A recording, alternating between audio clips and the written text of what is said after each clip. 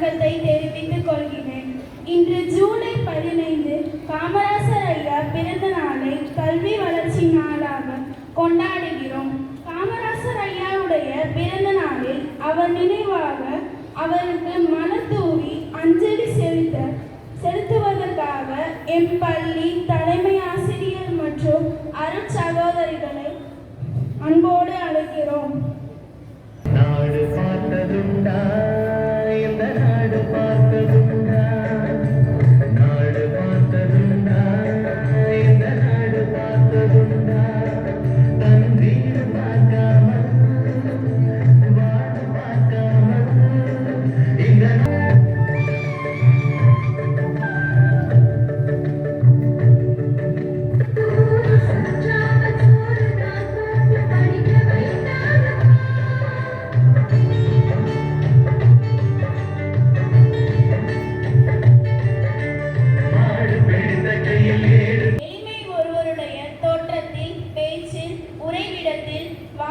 முறைகளில் பழக்க வழக்கங்களில் செயல்பாடுகளில் வெளிப்படும் ஓர் உயரிய பண்பாகும். இத்தகைய பண்பை பின்பற்றி வாழ்ந்த காமராசர் ஐயாவை பற்றிய சில நிகழ்வுகள் இதோ உங்கள் கண்முன். தம் குரல் வளமையால் கல்வி கண் திறந்தவரை வாழ்த்தி பாட வருகிறார்கள் எம் பள்ளி 7ஆம் மற்றும் 8ஆம் வகுப்பு மாணவ மாணவிகள்.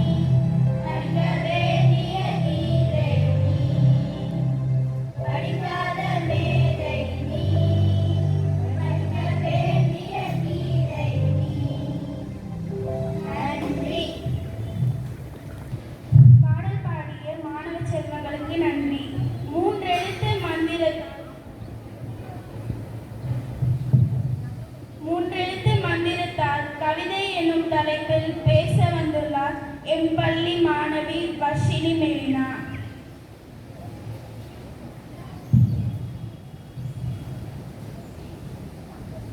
அனைவருக்கும் வணக்கம்.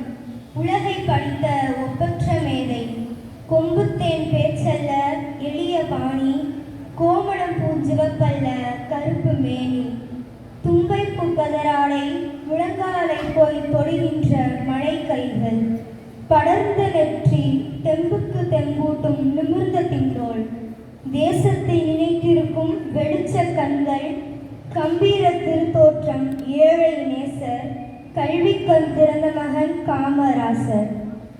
பனையேறும் குடும்பத்தில் பிறந்தார். ஆனால் பலகேறி மேல் உயர ஏணியானார். மனைமக்கள் இவர் வாழ்வில் இல்லை. நாட்டு மக்களை கரை சேர்க்கும் தோணியானார். சுனைநீராய் பயன்பட்டு தொண்டு செய்தார். சுதந்திர நெருப்பில் நெய்யானார். எள்ளின் முனையேனும் சுயநலம் பார்த்தாரா? கண்கள் மூடும் வரை பிறருக்கே வாழ்ந்து போனார். படிக்காத மேதை, இவர் போல் உணர்ந்து படித்தவர்கள் யாரும் இல்லை. உலகை மோகம் பிடிக்காதவர், இவர் போல் தேசபக்தி பிடித்தவர்கள் யாரும் இல்லை. செல்வம் சேர்க்க துடிக்காதவர், இவர் போல் விடுதலைக்கு துடித்தவர்கள் யாரும் இல்லை.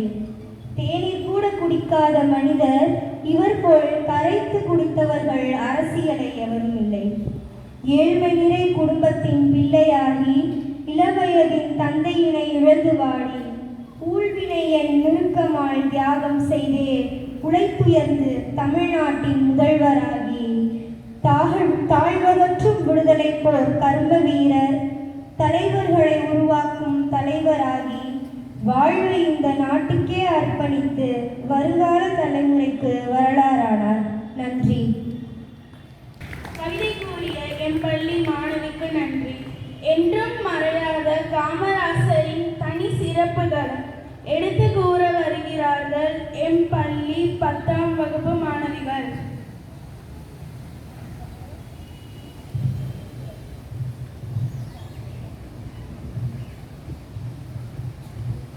எனது முதற்கண் வணக்கத்தை தெரிவித்துக் கொள்கிறேன்.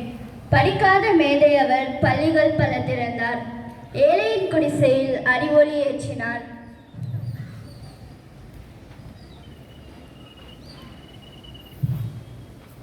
கல்லாமை இல்லாமை ஆக்கிய பெருந்தலைவர் காமராஜர் அவர்களின் பிறந்த நாள். கல்வி வளர்ச்சி நாள். காமராஜர்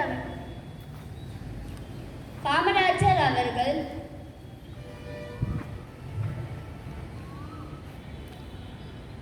ஆற்றிய சிறப்பான தொண்டுகளை போற்றும் வகையில் ஜூலை 15 கல்வி வளர்ச்சி நாளாக கொண்டாடப்பட்டு வருகிறது. காமராஜர் அவர்கள் முதலமைச்சராக பதவியேற்ற போது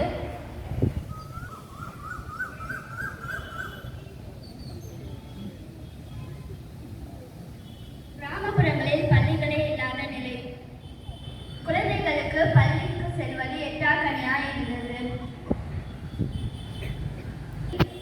5 மைல் தூரத்தில் ஒரு உயர்நிலை பள்ளி என்பதை அரசின் கொள்கையாக கொண்டு தமிழ்நாட்டின் மூலை முடுக்கெல்லாம் கல்வி வளர்ச்சியை பாய்ச்சினார். சாதிகள் இல்லையடி பாப்பா என்ற வரிகளுக்கு இணங்க ஏழை பணக்காரன் வேறுபாடுகள் இருக்கக்கூடாது என்பதற்கு சீருடையை கட்டாயமாக்கினார். வயிற்றுக்கு சோறிட வேண்டும், இங்கு வாழ என்ற பாரதியின் வரிகளை மெய்ப்பித்து காட்டினார் கல்வி புரட்சி காமராஜர். ஒரு முறை மாடு மேய்த்து கொண்டிருந்த சிறுவனிடம் பள்ளிக்கு செல்லவில்லையா என்று கேட்டார். அதற்கு அந்த சிறுவன் உணவு தருவீர்களா என்ற கேள்வியை கேட்டதனால் கொண்டு வந்த திட்டம் தான் இலவச மதிய உணவு திட்டம். மாடு பிடித்த கல்வி கற்க செய்த பெருமை காமராஜரை சேரும். இந்திய அரசியலில் தலைசிறந்த பணியாக கருதப்பட்ட இலவச மதிய உணவு திட்டம் உலக அளவில் பாராட்டை பெற்றது. இது வெறும் உணவு திட்டம் மட்டுமல்ல, மாறாக ஒரு கல்வி புரட்சியின் தொடக்கம்.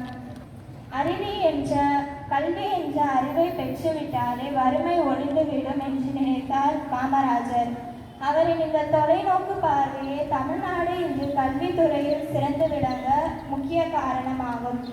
கல்வியின் மிக்கதாம் செல்வம் ஒன்று இல்லையே, கண்மணி கேளடா நீ என்று சொல்லியே என்ற பாவேந்தர் பாரதிதாசனின் வரிகளை உண்மையாக்கி காட்டினார் காமராஜர்.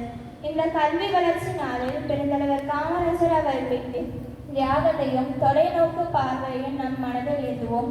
அவர் வழியில் நடந்து கல்வியில் சிறந்து விளங்கி நாட்டிற்கு நற்பெயரை தேடி தருவோம் என உறுதியேற்போம்.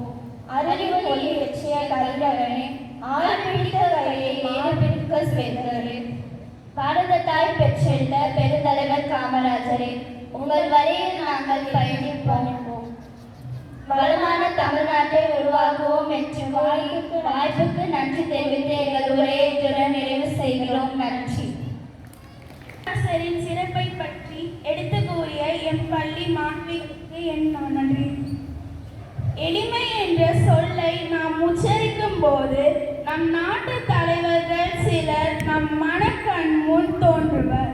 அப்படிப்பட்ட தலைவர்களில் ஒருவர்தான் கர்மவீரர் என்று புகழ் பெற்ற காமராசர்.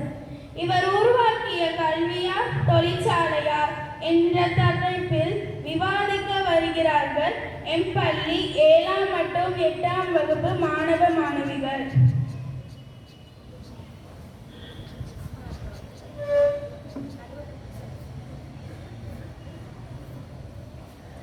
ஆசிரியர் பெருமக்களுக்கும் அன்பிற்கினிய நண்பர்கள் அனைவருக்கும் இனிய காலை வணக்கம்.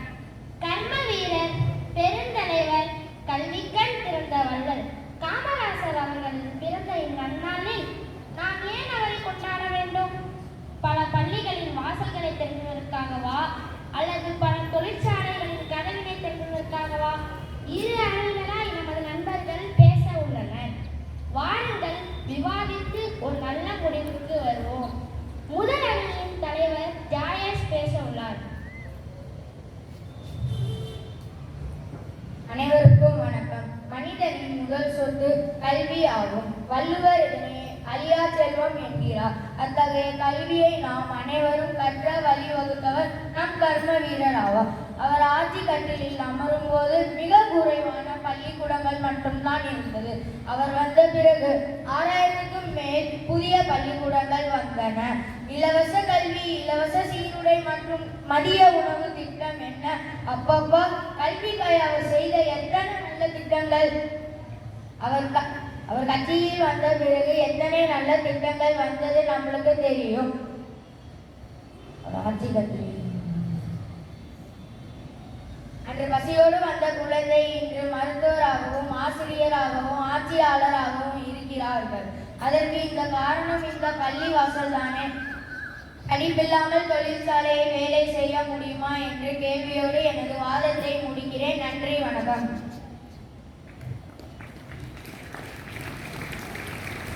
ஆஹா, என்ன ஒரு அருமையான தொடக்கம், ஒரு நல்ல கேள்வி. இதற்கு பதில் சொல்ல வராங்க ராசி அவர்கள். அனைவருக்கும் இனிய காலை வணக்கம். எதிரணி தலைவர் நல்ல கேள்வி கேட்டிருக்காங்க. படிப்பு அவசியம் தான், ஆனால் படித்து விட்டு வேலை இல்லை, இது என்ன பயன்? அதனால்தான் காமராசர் அவர்கள் பள்ளியோடு நிற்கவில்லை.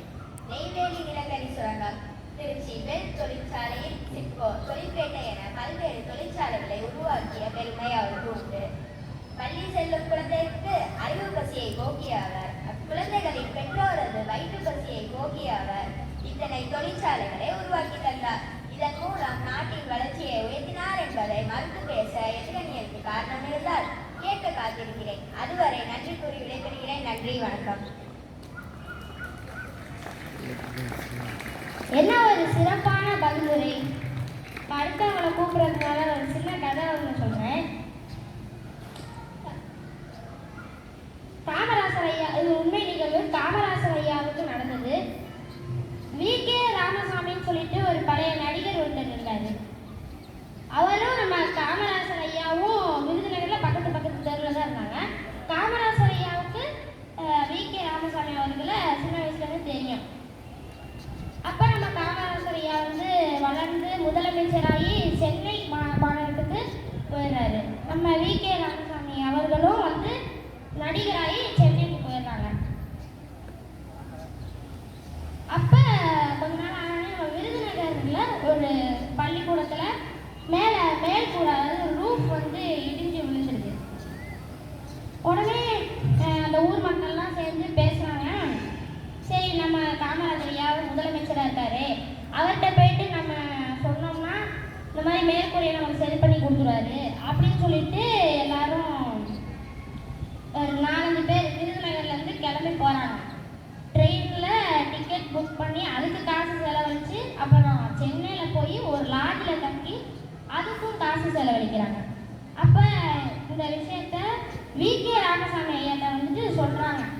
உடனே அவர் போய் நம்ம காமராஜர் ஐயாட்ட, ஐயா, நம்ம ஊரில் இந்த மாதிரி ஒரு பள்ளிக்கூடத்தில் மேற்கூரை இடிஞ்சு விழுந்துருச்சு, அதை சரி செய்யறதுக்கு உங்களோட உதவி கேட்டிருக்காங்க அப்படின்னு சொல்கிறாங்க.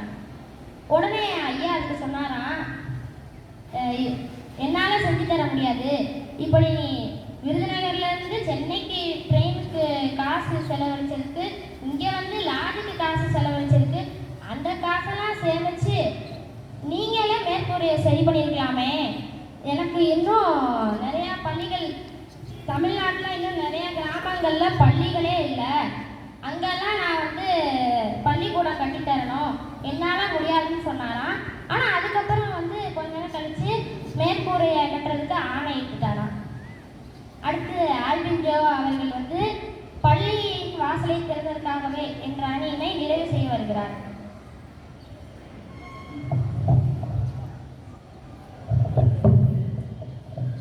வேலை முக்கியம்தான், ஆனால் அந்த வேலைக்கு தகுதியான ஆட்களை உருவாக்கியது யார்? தொழிற்சாலைக்கு பொறியாளர் வேண்டும், மருத்துவமனைக்கு மருத்துவர் தேவை, அலுவலக உதவியாளர் கூட படித்தவரே தேவை. இவர்களெல்லாம் எங்கிருந்து வந்தார்கள்?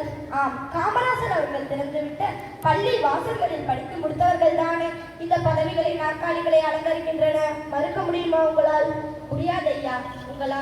உங்களால் அடித்தளம் இல்லாமல் கட்டிடம் கட்ட முடியாது.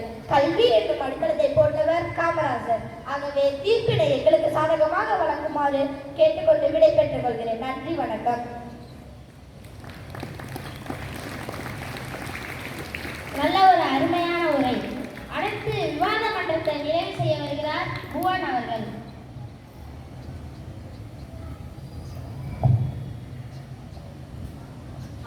அனைவருக்கும் வணக்கம். கல்வியால் மட்டுமே நல்ல வேலையில் அமர்ந்து வருமானம் பெற முடியும். அந்த வருமானத்திற்கு வழி செய்தவர் காமராசர். பள்ளி கல்வி கொடுக்கும், கல்வி கனவினையும் லட்சியத்தையும் கொடுக்கும். இந்த லட்சியத்திற்கு கல்விக்கும் விலை கொடுப்பது பல தொழிற்சாலைகள், அலுவலக வாசல்களே. அவர் வெறும் கல்வியாளர் மட்டுமல்ல, மக்களின் வாழ்க்கையை உயர்த்திய பொருளாதார வல்லுநர். அதனால் தீர்ப்பை எங்களுக்கு சாதகமாக கொடுப்பீர்கள் என்ற நம்பிக்கையோடு விடைபெறுகிறேன். நன்றி, வணக்கம்.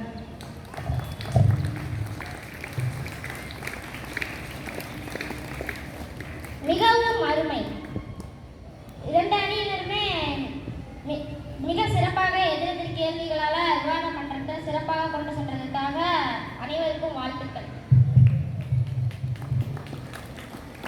இப்ப தீர்ப்பு சொல்ற நேரம். தீர்ப்பு சொல்றதுனால நான் பொதுவாக ஒரு கேள்வி கேட்கிறேன். அதாவது விதை இல்லாம அவ்வளோ பெரிய மரம் வளருமா? அந்த விதை தந்த மரம் இல்லாம நமக்கு நிழல் கிடைக்குமா? இப்போ உதாரணத்துக்கு நீங்களே ரோட்ல நடந்து போயிட்டு இருக்கீங்க, அனல் அவ்வளோ அனல் இருக்கும்போது நீங்களே மரத்தடியில ஒதுங்கும் போது நல்ல குளிர்ந்த நிழல் கிடைக்குதுல்ல, அது போலதான் ரெண்டுமே நமக்கு முக்கியம் தானே. அது போலதான் இதுவும். பள்ளி இல்லாம தொழிற்சாலைக்கு ஆள் இல்லை, தொழிற்சாலை இல்லாம பள்ளிக்கு மதிப்பே இல்லை. காமராசர் ஐயா அவரோட ஒரு கையினால நமக்கு அறிவு கொடுத்தாரு, இன்னொரு கையினால நமக்கு வாழ்வை கொடுத்தாரு, ரெண்டு கைகளாலையும் நமக்கு வளர்ச்சியை கொடுத்தாரு.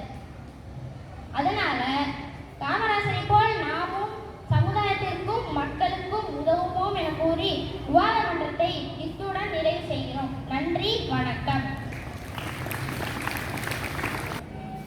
கர்ம வீரரை பற்றி விவாதித்த என் மாணவ மாணவிகளுக்கு நன்றிகள்.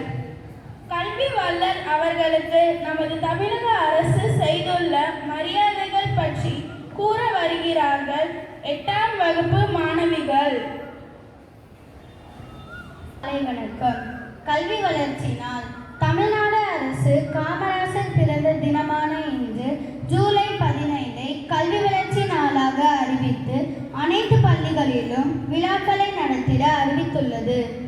பெயர் வைத்து பெருமை. சென்னை காமராஜ் டொமஸ்டிக் டெர்மினல் உள்நாட்டு விமான நிலையம், தூத்துக்குடி பிஓசி காமராஜ் போர்ட் துறைமுகம், பல பள்ளி, கல்லூரி, சாலை, அணைகள் என அவர் பெயர் வைத்துள்ளது. மதிய உணவு திட்டம். அவர் தொடங்கிய இந்த திட்டம் காமராசர் கனவு திட்டம் என்ற பெயரில் விரிவாக்கம் செய்யப்பட்டுள்ளது.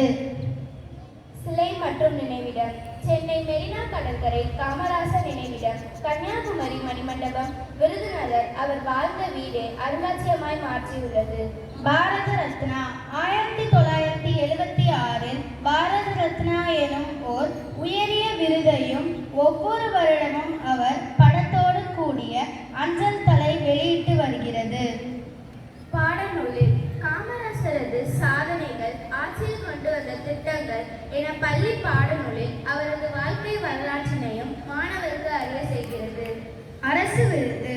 ஒவ்வொரு வருடமும் கல்வி சமூக சேவையில சிறந்து விளங்குகிறவர்களுக்கு தமிழக அரசின் காமராசர் விருதும் பாராட்டு சான்றிதழ் மற்றும் ரொக்க பணம் தந்து கௌரவிக்கப்படுகிறது.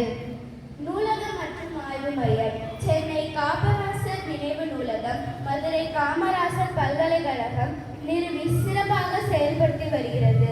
முத்திரை மற்றும் நாணயம் RBI என்னும் ரிசர்வ் பேங்க் ஆஃப் இந்தியா வங்கி நிறுவனம் காமராசர் அவர்கள் உருவம் பதித்த 100 ரூபாய் நாணயம் வெளியிட்டு சிறப்பு செய்துள்ளது.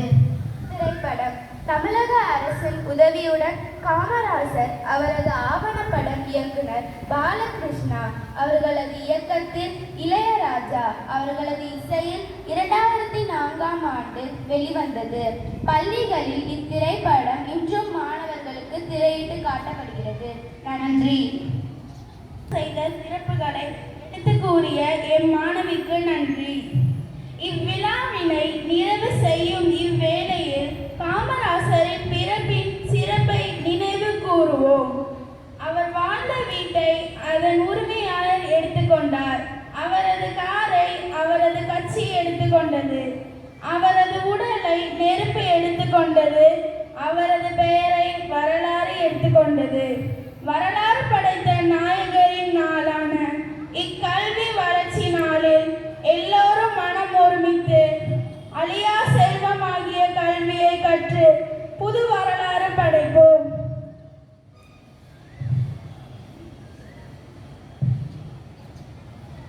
என்னுடைய பிறந்த நாளை கல்வி வளர்ச்சி நாளாக கொண்டாடும் நீங்கள் கல்வியில் சிறந்து விளங்க வேண்டும் என்று வாழ்த்துகிறேன். நன்றி.